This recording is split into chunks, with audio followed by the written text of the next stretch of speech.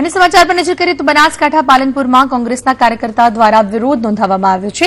જિલ્લા પંચાયત નજીક આરોગ્ય મંત્રીના પુતળાના દહનનો પ્રયાસ પણ કરવામાં આવ્યો। પોલીસે નિષ્ફળ બનાવ્યો નીતિન પટેલના પુતળા દહનનો પ્રયાસ। પોલીસે જાહેરનામું ભંગ કરતા જ 6 યુથ કોંગ્રેસના કાર્યકર્તાઓની અટકાયત કરાઈ છે।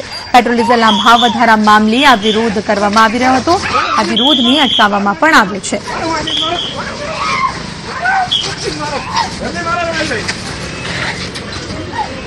કોંગ્રેસના કાર્યકર્તા દ્વારા વિરોધ કરવામાં આવી રહ્યો હતો। પોલીસે જાહેરનામું ભંગ કરતા અને પેટ્રોલ ડીઝલના ભાવ વધારા મામલે આ વિરોધ નોંધાવવામાં આવી રહ્યો છે।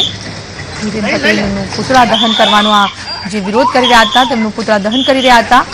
આરોગ્ય મંત્રીના પુતળા દહનનો પ્રયાસ જે થઈ રહ્યો હતો તેનો વિરોધ કરવામાં આવ્યો, તે રોકી દેવામાં આવ્યું છે। જિલ્લા પંચાયત નજીક જ આ ઘટના બની છે। પોલીસે નિષ્ફળ બનાવ્યો મંત્રી નીતિન પટેલના પુતળા દહનનો પ્રયાસ।